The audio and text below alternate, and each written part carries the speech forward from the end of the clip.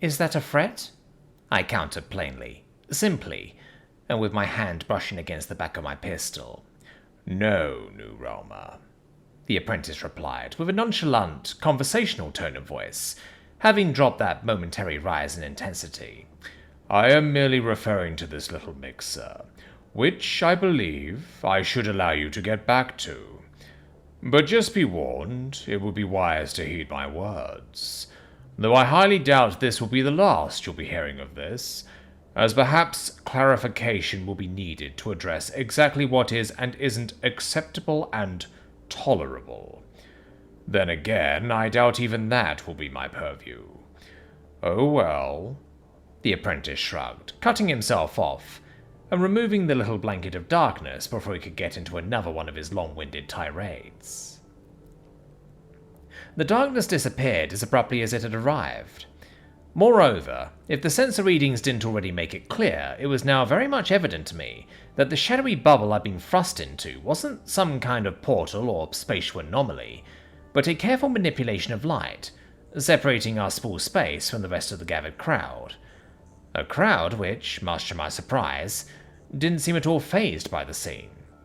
If anything, the sudden and inexplicable appearance of the apprentice seemed to only result in the expected nods of respect and bows of deference. No words were exchanged between the shadowy apprentice and the gathered group. Instead, only a glare and a nod of respectful warning was given, generating an immediate shift in the atmosphere.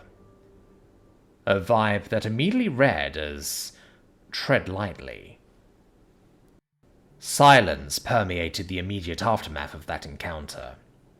Whilst concern over the apprentice's actions brewed inside of me, forcing me to consider the implications of this first open attempt at information control, and more worryingly, if he was acting on his own volition, or at someone else's standing orders.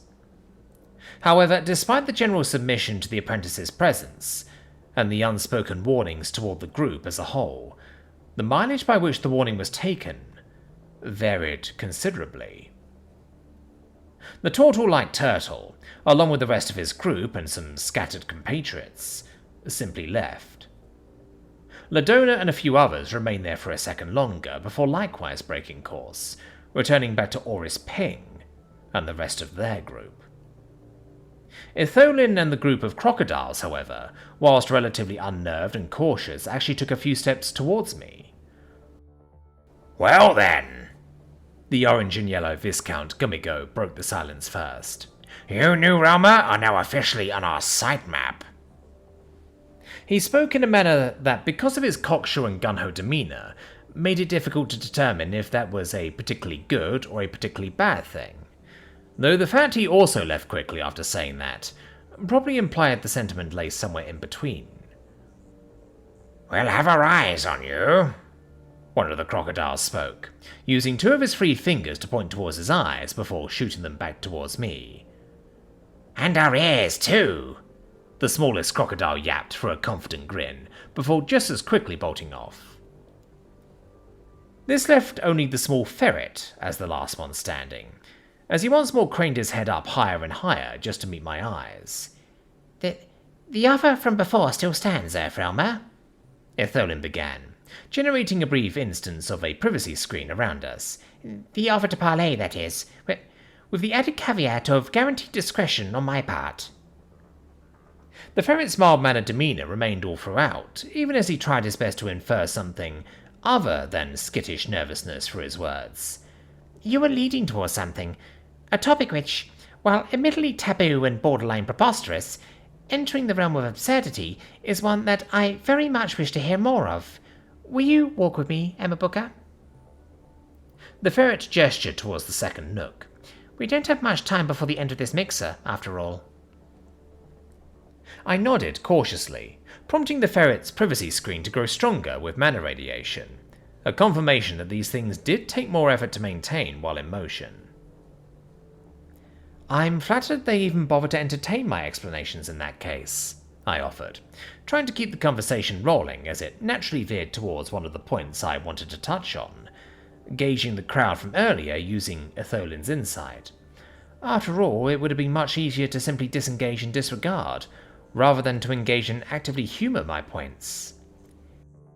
Indeed, though this is perhaps due in no small part to the unconventional and daring plays of your vastly inferior hand. The ferret paused, before quickly correcting himself just as we arrived at the third nook. I meant no disrespect with that, of course. No offence taken, at least not at this junction, Lord Esila, I offered with a sigh, urging him to continue. A new realmer's deck is often composed of cards stacked against their favour from the moment they step into the nest of intrigue, that is the Academy. Your unique predispositions, while seemingly a handicap, have been overshadowed by your peers' classroom performance in the form of your current points, and most notable of all, your library card. Whilst the former is subject to the whims of the academic game, the latter has become a foundational cornerstone to your lore. This, amongst a few other rumours and whispers, has forced the student body to reassess its stance on what would otherwise be an easily dismissed existence. Indeed, I applaud your risk-taking manoeuvres during that fateful assembly, though I can imagine it did not come without its price. That latter, almost ominous statement immediately put me in mind of Oris and the resultant Cold War stemming from our two fates that had become inexplicably linked after that assembly fiasco. A pause quickly punctuated the scene, with Atholin looking up expectantly, as I took a moment to get a closer look at the third nook and all of its magically derived shenanigans, namely the battle lines now drawn into what appeared to be a fully actualized, highly rendered battle map, and miniatures of several towns and cities scattered across it. All decisions have their prices, Lord Esila, I offered earnestly, just as the lines in whatever magical RTS game happening in the background behind him was shifting. Indeed, as much as I appreciate your insight on this matter, this does raise the question... You backstabbed my third guard unit, Lord Atale. Well, you lied to me about the shipment of grain, Lady Evrael. I paused, momentarily distracted by the drama quickly manifesting in the background. Why exactly do you seem to be more invested in me than most? Now, I'm not saying I'm not appreciative, of course. I genuinely and wholeheartedly wish to form more bonds amidst a, in your words, nest of intrigue. However, I am merely curious. Perhaps I see this as a risk worth taking, Cadet Emabuka, he offered, with a twitch of his ears. Perhaps I see that the benefits of discussing matters, or forming at the very least a working relationship, is now worth the potential risks following your elevation from a mere new realmer to a potential player in the game. A momentary silence once more descended following that answer, as I paused to ponder the sincerity behind the ferret's voice, amidst the growing chaos and rapidly deteriorating battle lines of the game behind him, towering high-rises and windmills alike, crumbling amidst a barrage of tiny magical missiles, hurled to the tune of tiny mana radiation signatures. However, just before I could formulate an answer, a series of bells suddenly sounded above us, eliciting the attention of not just me and my gathered audience, but the rest of the room as well. It was around this time that the musical ensemble from one of the nooks came forward, and carried aloft on a floating invisible platform, as the MC began addressing everyone in the room. Princes and princesses, lords and ladies, New Realmer, may I have your attention, please? The time for dinner has arrived. As a result, it would be our pleasure once again to serenade the end of today's mixer. The MC quickly turned towards the only other noble on stage, who just as quickly began performing. The question of just how a singular person would be able to play a quartet's worth of instruments quickly became clear, as disembodied white-gloved hands manifested out of nowhere and began playing a sharp and whimsical tune. It stands to reason that perhaps fate has deemed our conversation stops here, at least for now, Cadet Emabuka, Atholin offered. There's more you wanted to touch base on? Yes. There is a proposition I wish to pose to you on the matter of this weekend's sojourn into Elisir, and on another matter more pertinent to your time here within the Academy, and its many, many factions. So that's what his angle is? If it's a simple non-binding talk, then sure. Maybe tomorrow after class, or maybe after Friday's PE class. As long as nothing else comes up, of course. Those are indeed acceptable timeframes, Cadet Emma Booker.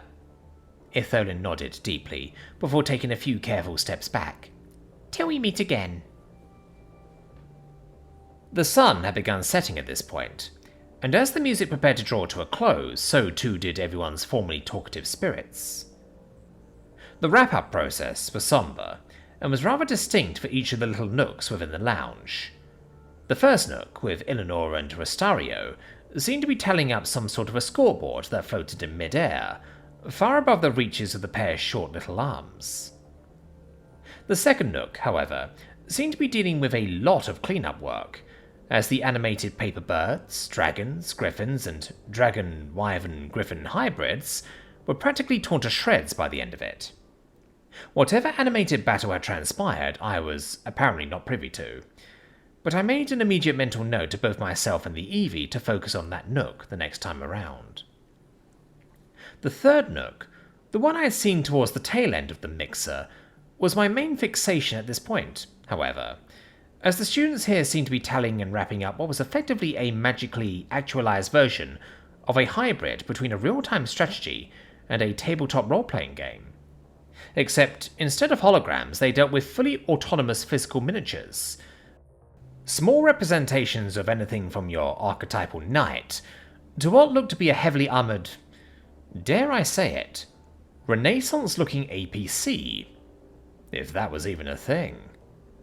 I tended to stay away from fusion fantasy stories, being known as a stickler for minimally invasive crossover settings, so I need to look this over with the Eevee after work was done.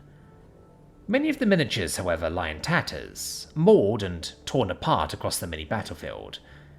But just like the second nook, the mess didn't seem to be a problem. A series of magical spells restored every model back to their original condition.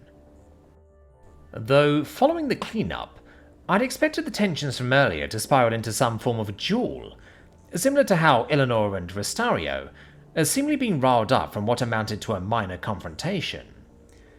This, surprisingly, didn't happen. Instead, and much to my surprise, the group just ended up shaking hands in a surprising display of sportsmanship. But while the first three nooks were rather straightforward, the fourth nook I just couldn't comprehend. Their incantations of darkness seemed to have brought about some sickening creature that disintegrated into what I could only describe as liquid shadow, following the call for dinner. Which left only the fifth nook, who were essentially already packed up with their musical instruments disappearing either into a burst of smoke or into a small dimensional rift in the wall. That I need to investigate down the line. For now, however, I turned towards the exit, towards the animated painting that had acted as the entryway to the space. One that I had now just given up on all pretenses and opened up like a traditional door, exactly as I recalled it on the night of the warehouse explosion. So much for all the magical effort that goes into entering the place, I groaned out, as I regrouped with the rest of the party, but not before Eleanor turned around for one final jab at the hamster.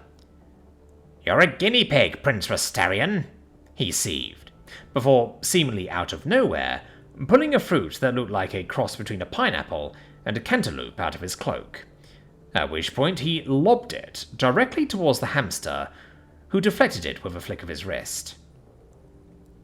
This led to what amounted to an impromptu tennis match that followed us from the lounge, into the halls, and even all the way down the stairs, before it finally came to an end at the end of an upper yearsman's wand, at which point a few words were exchanged, and the pineapple found itself floating and following the Venerian down and into the dining hall. It seemed to get closer and closer to his head, only halted when he turned around to glare at it. I don't understand what's going on anymore, Eleanor, I offered, in an exasperated breath. It's humour, Earthroamer, the Venerian responded, somehow pridefully, yet defeatedly at the same time. You wouldn't understand. Dragon's Heart Tower, level 23, Residence 30. Living room. Local time, 2000 hours. Emma. So, what do you make of it? I asked the gang, after more or less divulging the entirety of my encounters during the little mixer, now that we'd plopped ourselves down on the couch, with a cone of silence deployed for good measure. Lady Ladona was attempting to assert some level of social dominance and intimidation, Thacia began, taking a sip of some tea she'd ordered in from dinner. Whether or not that is at the behest of Lord Ping's request, or one committed on her own volition, does not detract from the fact that her actions are invariably representative of her peer group. To which Emma responded in the best way possible, Thalwyn offered with a snarky grin. Care to revisit that moment you stood your ground against her on your memory shard again, Emma? I'm afraid I have to insist on moving forward with the conversation, Thalwyn, Thacia countered, prompting the Lupinor to hold back and to simply shrug, urging the Avenor to continue. The rest of the crowd seemed, as you pointed out to Lord Esila, surprisingly accommodating, all things considered, though it's the encounter with apprentice Arlen Ostoy that I am most worried about. As am I offered, prompting both of us to stare intently in deep thought. The man is obviously trying to halt the divulgence of hard evidence to your mannerless existence, Thalwyn offered. But the enforcement aspect of it is nebulous at best, Eleanor chimed in. I believe you will see further expansion upon this warning sooner rather than later. For now, I believe it would be best if we heeded those warnings, especially considering the delicate situation we are already embroiled in.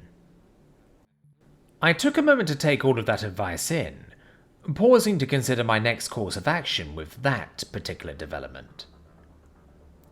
Exhaustion certainly wasn't something I'd expected to feel this early on in the night. This was especially true when considering that all that had transpired was what amounted to a small social gathering. Though, as my time with the director had taught me, parties and social events were two very distinct things, with the latter being less of a party and more of a thinly veiled networking expo, disguised under layers of booze, food, and whatever shiny distractions your budget could afford.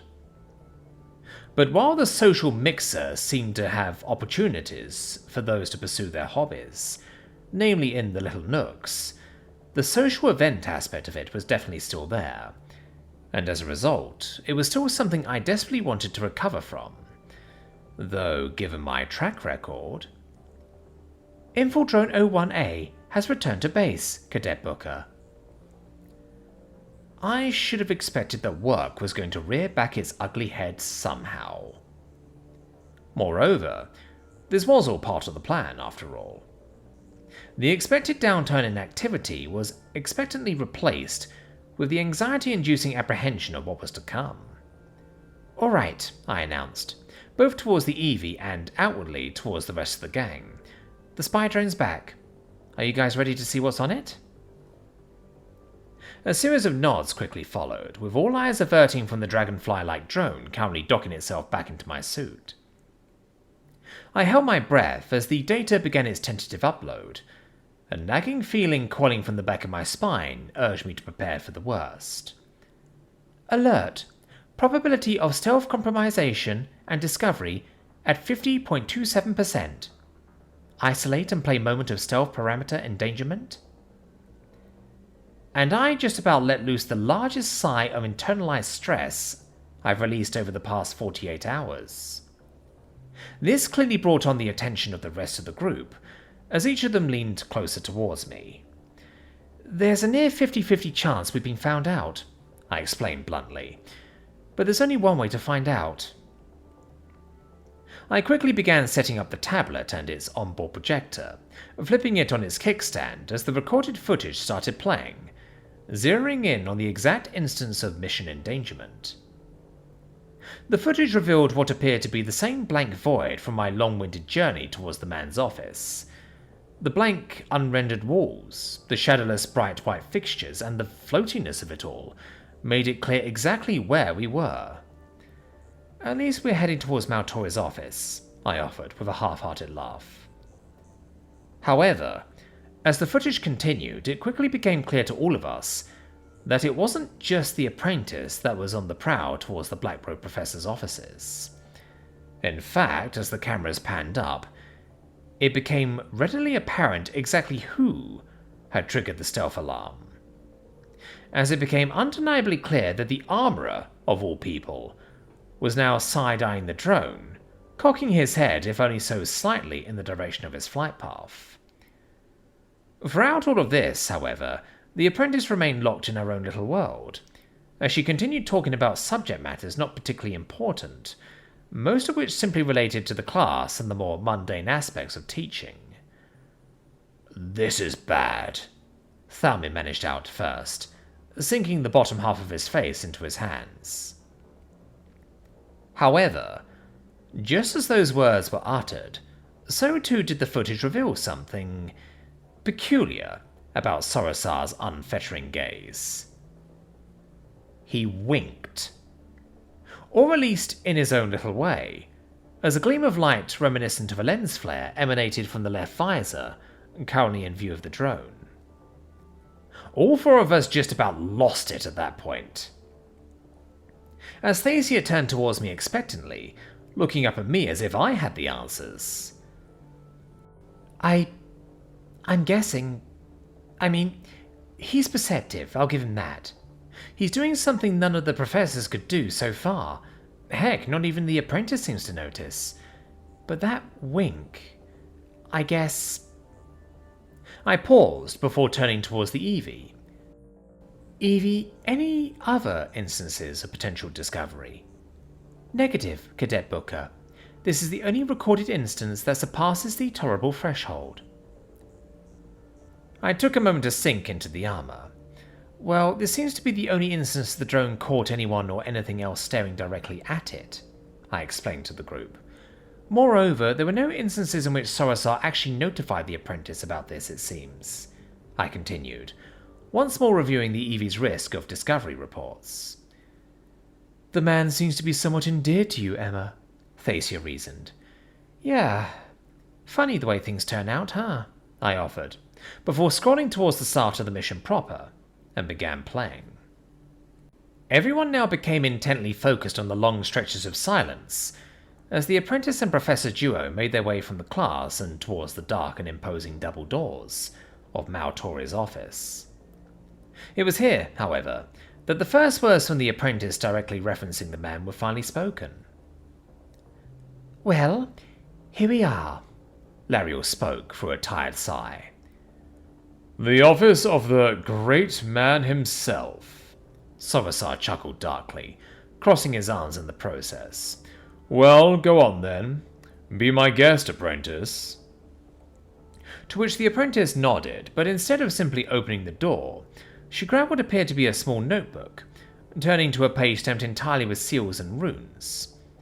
She took a few steps forward, holding the book up and outstretching her other hand, in what amounted to the most archetypical image of a mage casting a spell I could ever dream up. Aslatal Teal, she mumbled in rapid succession, looking visibly silly without my drone's ability to pick up mana streams, due to its limited onboard sensors, and thus giving the gang a small slice of what it was like to see the world through my eyes. These mumblings, however, eventually resulted in the doors creaking open, slowly but surely, and with great strain, being pushed inwards by an unseen force. That wasn't an academy spell, Sorosar noted accusingly. No, it wasn't, Lariel acknowledged cryptically, pocketing the book and stowing it away. You're playing a dangerous game, apprentice. The armourer spoke with a hint of ominous foreboding, visibly hesitant to cross the threshold and into Maltori's office. I'm merely carrying out my duties, and the last I checked, those who carry out their duties are impervious to the ministrations of the games, fought amongst the issuers of said duties. You see the world in black and white, apprentice. A fatal misstep once one enters the throes of the game. And the longer you remain in this rat race, the sooner you will come to realize that you must pick a side, lest you become a liability, or worse, be an intolerable threat to be dealt with. Those words carried with it what seemed to be a genuine sense of care and concern, though dour and coloured with a severity I hadn't seen from the armourer so far. Part of me even felt like he could be speaking from experience. The apprentice only paused for a few seconds, her whole body freezing for a moment, as if considering the very real looming threats. However, no sooner did that realization come did it also dissipate, as she let out a sigh, before pulling out a monocle from beneath her cloak. You speak as if I have a choice, Professor, where in reality the only choice I have is to resign or to obey, in which case I have little choice at all. Lariel's eyes wavered as she said that, if only for a moment. My choice was made the moment I left the Crown Lands. Moreover, I try my best to see the light in this dire situation. I still see this responsibility as an opportunity for me to also work for myself. So you do have aspirations for the Black Robe position? The professor surmised. No, not particularly, anyways. No, what I meant by my personal responsibilities is a debt that I must uphold. A life debt, perchance? The professor reasoned, prompting the apprentice to once more pause.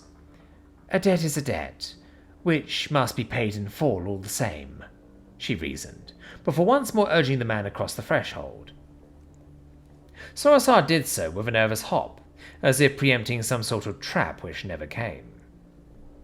It was at this point that the pair became silent, as if in awe of the room they were now standing in. Everything about it was exactly the same as it was on that fateful night, from the dark and moody bookshelves that lined most of the walls, to the somber and almost mournful pieces of art, furniture and knickknacks that looked eerily fluid this time around. Moreover, the centerpiece of the whole room, that anatomical live model of a dragon, remained exactly as it was. And even now, I could swear that his eyes were staring at the sole occupants of the room, in a permanent expression of shock and dread. I assume you've never been in the prime iteration of the man's offices before, Sorosar reasoned, his gait becoming paradoxically more confident, whilst Larios became more and more nervous. No, it would seem not, she expressed through a tentative breath, closing the doors behind them before going over practically every nook and cranny in the room with both her eyes, and a flight of magical gloved hands. It would seem as if he didn't trust me enough to allow me entry into his true domain. Understandable, Sorosar shrugged, but that begs the question. Exactly how did you come across that seal breaker? As I said before, Professor, I've been assigned this responsibility by 3 authorities simultaneously. Let's see. The weak-willed young Vanavan? Yes, the apprentice nodded, now kneeling in front of the chair I'd broken out of half a week ago. And the Dean as well, I imagine. Correct. She nodded again, this time placing her hand over the top of the damaged chair, as if inspecting it for signs of tampering. And the third? The only one with the key to the prime iteration of the Black Robe Professor's offices? I assume this is a third party. The apprentice finally paused at that latter question, though it wasn't clear if it was because she discovered something about the chair, or was more concerned about the question itself. Yes, she finally responded, after a tentative few seconds, moving over towards the back of Maltori's desk. Am I correct to assume, then, that this mysterious third party is some young and aspiring member of the Inner Guard? A captain, perhaps? Maybe even a major? I am not at liberty to discuss the nature of my superiors, Professor, Lariel concluded sternly, placing both of her hands atop of Maltori's desk. But you just did, Sorosar shot back, with a tone of voice that could only be described as amused and cocky. I did so in the hopes of appeasing your curiosities, Professor, to the point where perhaps you would be satisfied with 2 answers out of a total of 3, the apprentice responded with a hard sigh. And you just so happened to have chosen to stop at the mystery individual because that was perhaps the juiciest insight out of all 3? I stopped because that just so happens to be the third question on your roster, Professor. Now, please, I need a moment of concentration. Apologies, apprentice. The man craned his head down in a show of apologetics. The silence finally prompted Lariel to bring out what looked to be a bespoke, intricately crafted, and fancifully adorned magnifying glass. One that was tastefully sized and looked genuinely cool to hold, with its cherry oak handle and its gold and silver decals. I would have killed to have something like that commissioned out of pocket for a Victorian steampunk cosplay. This, coupled with the monocle she had put on not a few moments prior, gave an almost period-appropriate air of some Sherlock Holmes flick, vibing quite well with the room's Victorian aesthetic. Even Sorosar of all people seemed to fit weirdly well, as some sort of an eccentric, overly curious sidekick to the serious and straight-laced detective Lariel. These dynamic duo vibes would be further tested, as Sorosar continued pushing on his previous talking points. Though, forgive me if I am overstepping my bounds here, but I do assume that the seal on your notebook belongs to the inner guard. Dare I say it, it reminds me of a suborder within the guard. The beholders of His Eternal Majesty, to be precise. And what makes you think that, Professor? Lariel shot back curiously, cocking her head, but still completely engrossed in whatever it was she was eyeing through that magnifying glass. This room we're in. Sorosar gestured aggressively. This is its prime iteration. The real deal. The actual room, not a tertiary, let alone a secondary decoy to be accessed by a lesser seal, or an attempt at physical trespassing. Now, for any other office within the castle walls, that access could easily be explained through the utilization of the Dean's seal. But for a Black Robe Professor's office? Well, you know as well as I that no academic authority can grant you access into what is effectively the Crownland's consulate. I know for a fact that the last time I entered a Black Robe Professor's office with the Dean's seal, all I saw was the most unconvincing facsimile of the prime iteration. I forget sometimes that you were perhaps an apprentice as well, Professor. This attempt to connect with the apprentice through personal anecdotes seemed to work for a little bit, before something caused the warmth on the apprentice's face to fade entirely. What is it? Sorosar urged, noticing the radical shift in their back and forths. No sooner was that question raised, did an audible click soon follow, and the sound of a desk drawer opening filled the stale and stagnant air soon after. From there, the now silent apprentice cautiously pulled up 2 items from the unlocked drawer, using some sort of levitation spell, only one of which I recognized from that fateful day. In one of her hands was the crystal ball I saw Maltori stowing away prior to our conversation, and in the other was a small notebook bound in bright green leather, one that prompted Eleanor's eyes to grow wide with worry. I believe I have found the last instance of the Professor's personal correspondence to the Crownlands, she spoke, placing the crystal ball down on the Professor's desk. And I also believe I have found exactly what our dear Dean, and indeed my third party, is looking for. She placed the notebook on the table. A list containing a number of books marked as recommended reading material for the studious student, all to be issued not by the school's library, but the library. None of those books are on the course's recommended reading material list, I imagine. Sorosar responded darkly and facetiously. No, not a single one, Professor, which can only mean one thing. We found the library's burned catalogue.